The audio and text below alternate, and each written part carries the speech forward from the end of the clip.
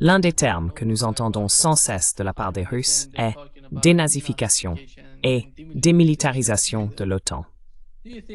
Penses-tu que dans ce nouveau plan, il parle de 600 000 soldats ukrainiens, des troupes, peu importe comment on les appelle? Qui va payer pour cela, Jeff? En regardant l'économie de l'Ukraine aujourd'hui, s'ils veulent constituer une armée, eh bien, les Européens parlent de 800 000 soldats. Qui va payer pour cela? Le Royaume-Uni a-t-il une armée de cette taille? L'Allemagne?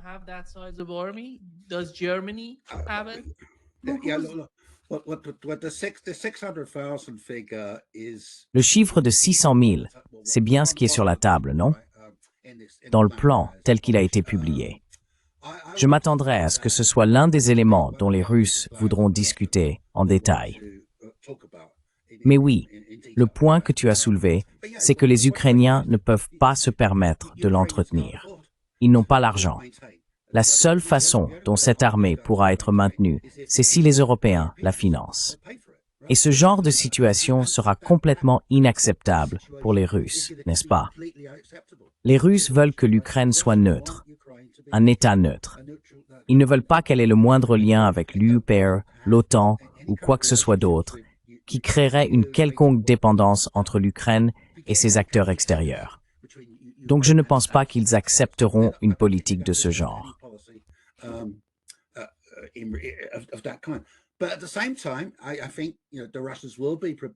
Mais en même temps, je pense que les Russes seront prêts à accepter que l'Ukraine dispose d'une armée de taille raisonnable, n'est-ce pas? Une armée avec laquelle elle puisse se défendre, et vous savez, qui lui donne en quelque sorte un sentiment d'identité propre, une sécurité indépendante. Et d'ailleurs, ce n'est pas seulement contre la Russie que l'Ukraine pourrait avoir besoin de se défendre à l'avenir. Il y a d'autres pays dans la région avec lesquels existent divers différends. Des griefs historiques, oui, avec la Pologne, la Roumanie, la Hongrie.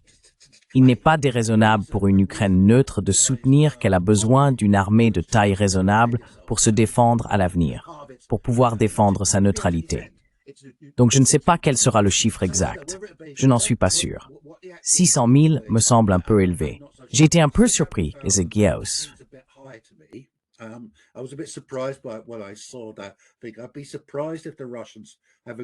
Je serais surpris que les Russes aient accepté 600 000.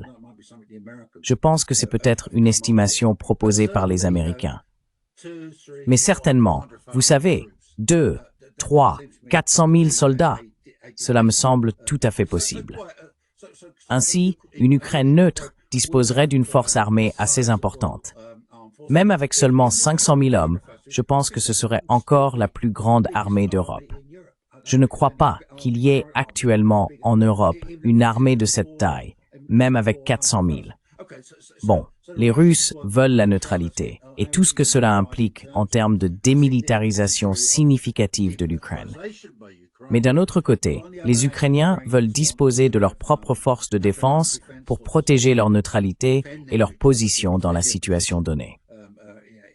Et je m'attendrai à ce qu'il soit possible de parvenir à une sorte de compromis sur la manière dont cette partie particulière de l'accord de paix pourrait être mise en œuvre.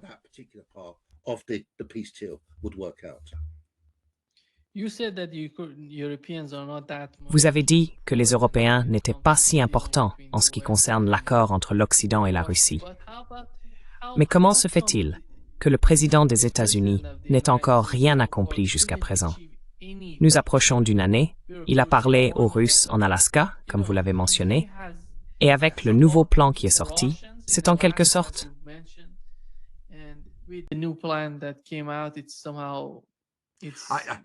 Quand j'ai dit qu'ils ne sont pas importants, je voulais dire qu'ils ne le sont pas par rapport aux négociations en cours et au processus.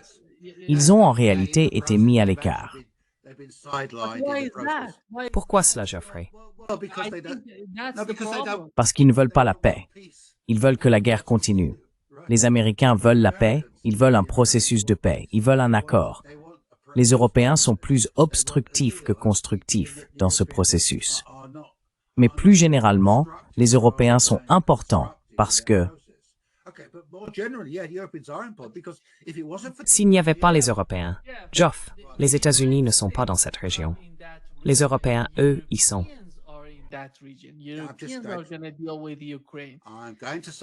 Les Européens vont s'occuper de l'Ukraine. Je vais le dire clairement. S'il n'y avait pas la position européenne, n'est-ce pas, c'est bien la position européenne qui fera la différence quant à savoir si l'Ukraine décide ou non de continuer à mener la guerre. Sans le soutien européen, les Ukrainiens n'auraient en réalité absolument aucun autre choix que d'accepter l'accord proposé. Les Européens sont donc très importants à cet égard. Ils jouent également un rôle essentiel concernant toute la question des avoirs gelés de la Banque centrale russe, car la majorité d'entre eux se trouvent en Europe, en particulier en Belgique. Et une partie du plan, le soi-disant plan de paix, les 28 points, prévoit que ces avoirs seront dégelés et restitués à la Russie. Mais en même temps, la Russie accepterait d'allouer une partie de ces avoirs restitués à la reconstruction de l'Ukraine après la guerre.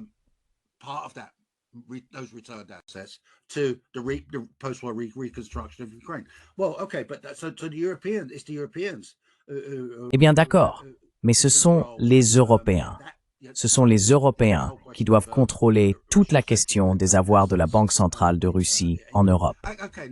Et puis la troisième raison pour laquelle les Européens sont importants, c'est que bien sûr, une partie de l'ensemble du dispositif consiste en une renégociation de l'ordre de sécurité européen en relation à la fois avec la Russie et l'Ukraine. Et évidemment, c'est un ordre de sécurité européen, donc les Européens devront y consentir, y participer.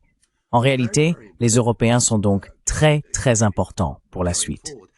La seule chose que je dirais, c'est que s'il y a un accord conclu et que nous avons une certaine paix, je pense que c'est à ce moment-là que la position européenne commencera à s'effriter. Je pense qu'alors, la politique européenne commencera à évoluer, n'est-ce pas?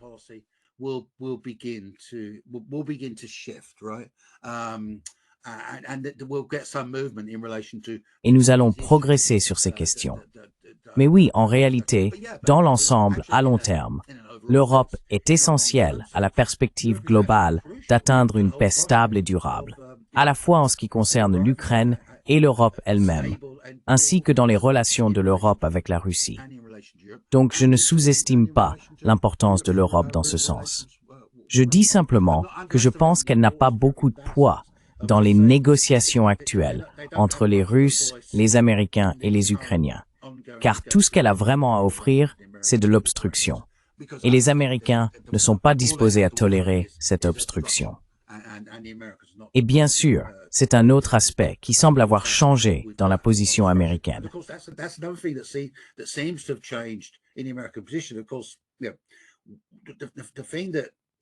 Bien sûr, ce qui a contribué à l'échec du sommet de l'Alaska, dans le sens où aucun accord n'a été conclu en Alaska, c'est le rôle joué par les Européens, n'est-ce pas? Mais il semble que Trump et son administration aient été déterminés à tenir tête aux obstructionnistes européens. Donc vous savez, les Européens ont eu leur mot à dire, mais ils n'ont pas été invités en Floride, n'est-ce pas? Ils n'ont pas été conviés à Washington, comme la dernière fois. Il semble donc que Trump et son administration aient pris des décisions assez fondamentales. Ils vont garder les Européens à distance jusqu'à ce que cet accord potentiel se concrétise.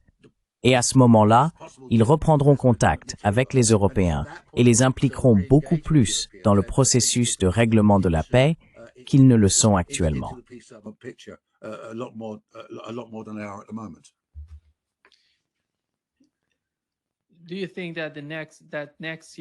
Penses-tu qu'à la même époque, l'année prochaine, nous parlerons encore des mêmes problèmes en Ukraine ou qu'il se sera passé quelque chose de significatif?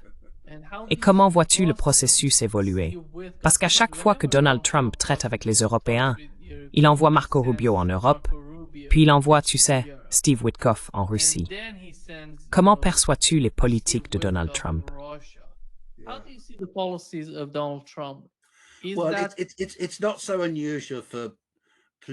Eh bien, il n'est pas si inhabituel que des dirigeants politiques fassent appel à des envoyés spéciaux pour traiter certaines questions et certains problèmes, plutôt que de tout faire passer par le ministre des Affaires étrangères. Bien sûr, Poutine a lui aussi ses envoyés spéciaux. Un représentant spécial qui a participé à ce processus et qui a discuté avec Witkoff de ces propositions qui ont émergé. Donc ce n'est pas une situation si inhabituelle. Mais oui, je pense que c'est assez significatif que Witkoff soit allé à Moscou de son propre chef avec Jared Kushner. Non? Et Rubio n'est pas là. Je ne suis pas sûr. C'est possible.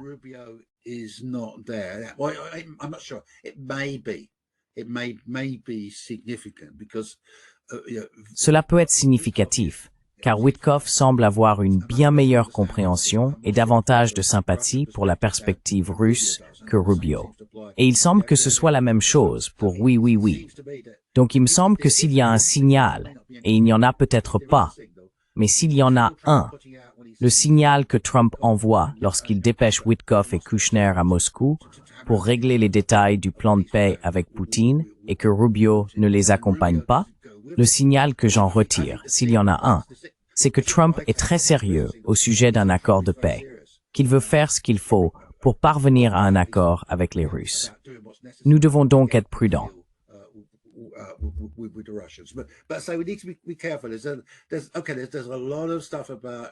On parle beaucoup du fait que Rubio serait, tu sais, un néoconservateur dans l'âme. Et oui, en réalité, il fait semblant d'y adhérer, parce qu'il le faut. Parce que s'il ne le faisait pas, Trump le renverrait. Mais il ne croit pas vraiment à ce processus de paix ou à cet accord de paix. Il préférait adopter une position plus ferme. Je ne sais pas, tout cela peut être vrai, mais d'un autre côté, la situation est peut-être bien plus complexe. En coulisses, le tableau pourrait être beaucoup plus compliqué que ce que les gens imaginent.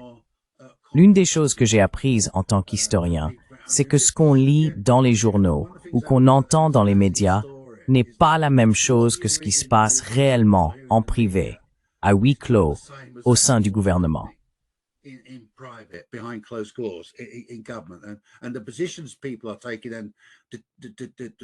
Et les positions que les gens adoptent, ainsi que les différences et les conflits qui surviennent inévitablement dans l'élaboration des politiques, sont souvent très différents de la manière dont les médias les interprètent. Il ne m'est donc pas évident, personnellement, que Rubio soit un élément entièrement négatif dans ce processus. Peut-être est-il simplement un peu plus prudent que Witkoff et Kushner. Peut-être est-il plus en phase avec la politique intérieure des États-Unis et les pressions, vous savez, car il existe encore un lobby très puissant, pro-Ukraine et anti-Russie, à l'œuvre aux États-Unis. Mais nous verrons bien. Je veux dire encore une fois, nous apprendrons très bientôt quelle est la véritable histoire. S'il y a un aboutissement à ce processus, il sera alors très clair où se situe Rubio par rapport à celui-ci, ainsi que la position des autres partis par rapport à ce possible accord de paix.